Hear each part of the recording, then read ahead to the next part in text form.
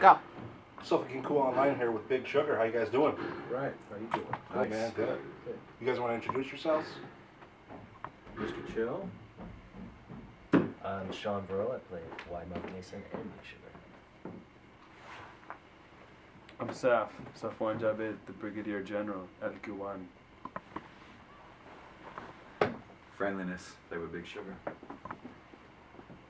I'm Gordy Johnson. I'll play with Big Sugar and White Mouth. That's Cool. Real cool. Now, I understand you guys got your start in '88. Is that about right? Mm-hmm. But yeah, I'm the only survivor of that era. So you'd have to ask me that.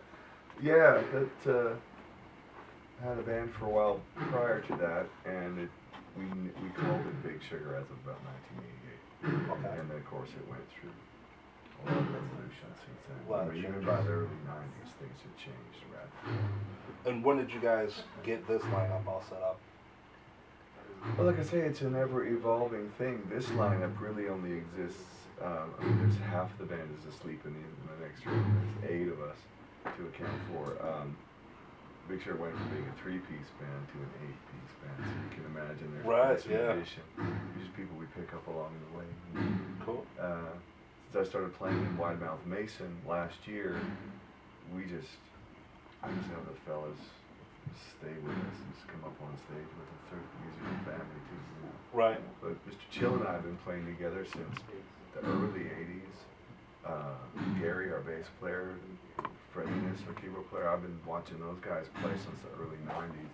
I was a big fan of their band, so I just kind of folded them into my band. Cool.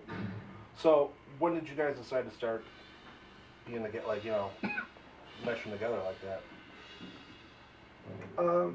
It's not like there was ever a meeting where we made a decision. It's just all these things that just happened organically. That's cool. And we just kind of go with. We don't have to ask anybody's permission. You know, we're in charge of our own things. So if we just feel like playing a bunch of reggae jams one night, that's what we do. Right. And if we want to play a bunch of blues things another night, then we just do that. You know? If we want to start with the current single that's on the radio, we'll just start the show with it. Even though you're not supposed to. You know? Whatever goes on. Yeah, we just kind of, we're going to do what we're going to do. That's cool. So same thing with the guys in the band.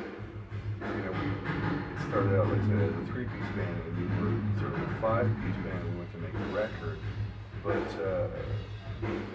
Meredith, the artist I produced, she co-wrote a bunch of the songs on the record, and then she came and sang some backups on the record.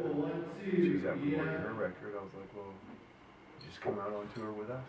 Right. You know, we'll just sort out the rooming list later. You know, just Yeah, somebody definitely. else to solve the problems. We'll make the problems. Somebody else can solve them. Now, does it ever get a little hectic when you guys are on tour, when you got to open up for yourself? I mean, Opening up for ourselves, it gets kind of hectic. Yeah, it makes for the length of the night is just how early the night starts. right. You know, you kind of get used to going on at 11 or 12, and then this tour there's been more like theaters and places like that where the show is earlier, and then being on with Wide Mouth means it's even earlier. So we get here early and stay late. It's the new normal, though. It would feel It is. weird to just play like a 45-minute show now that we're all used to 3.5 hours.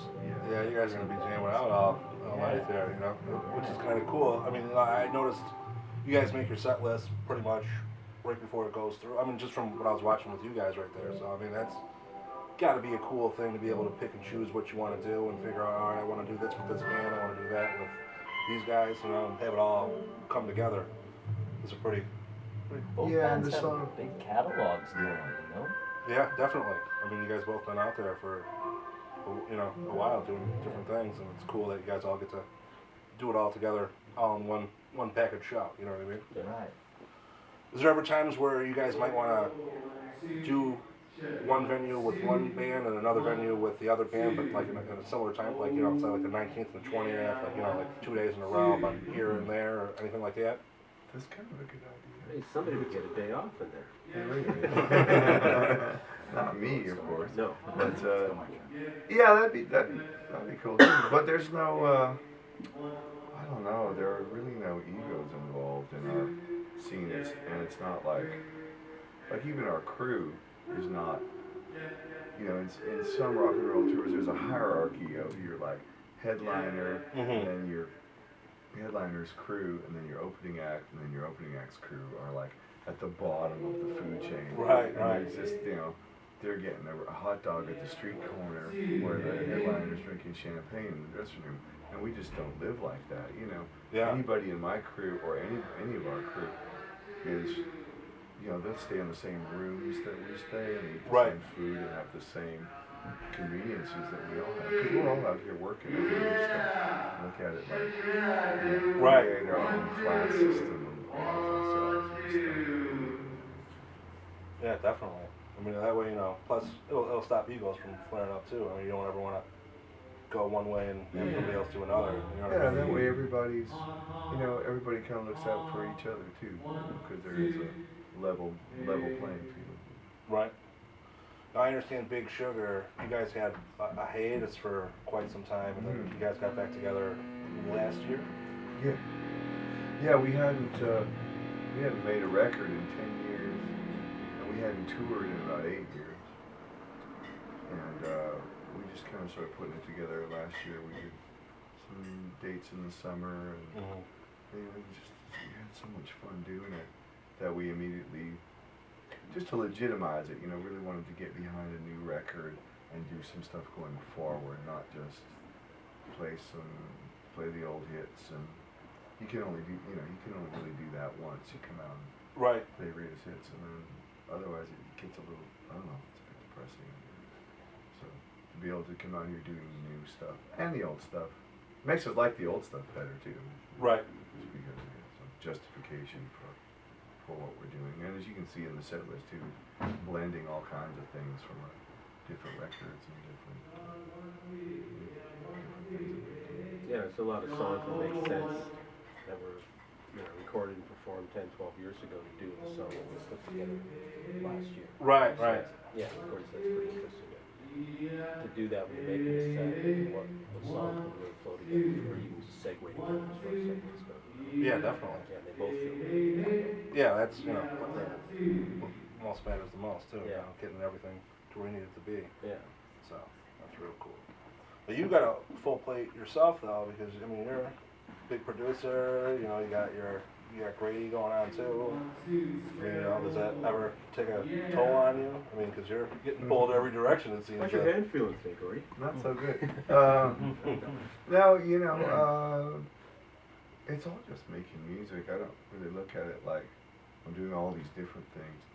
It's all the same thing, just making music and entertaining people.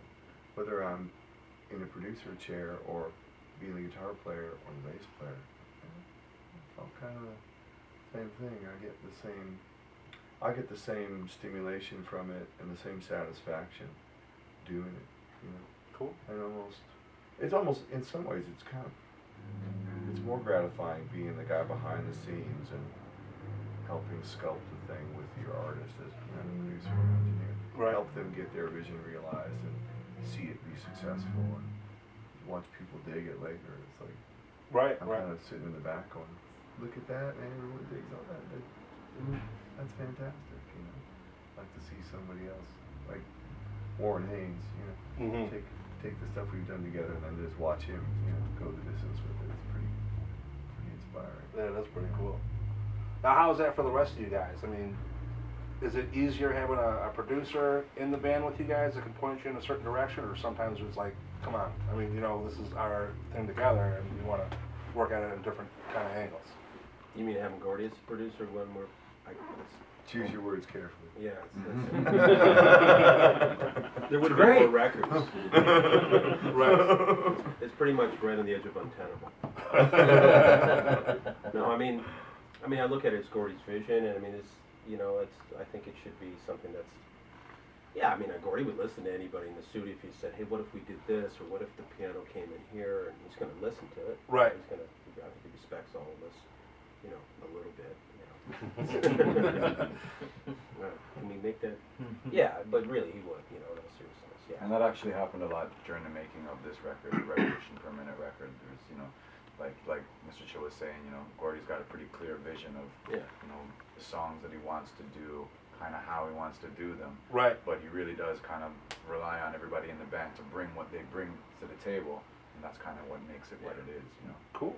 That's real And, cool. and in the case of Wide Mouth Mason, we were actually planning on making the record together, the three of us with our original bassist, with Gordy just being the producer when we started. Right. And then partway through the process, our original bass player left the band, and then we had a tour with ZZ Top come up, and Okay. so we asked him to play bass on that, and it grew organically into a thing where, you know, we had some songs that we had written before that Gordy's seen us play maybe more than anyone else has. We've been touring together and been friends together since about 1997.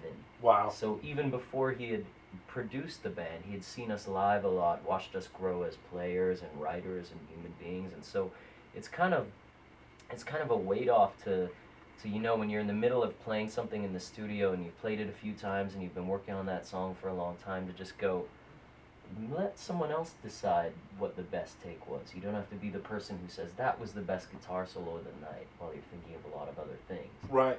To have a guy who knows you go, that was the best guitar solo of the night, and keeping that one. Yeah, definitely. Sounds like it's a good fit with you then, for sure. Now, tell me a little bit more about the new album then.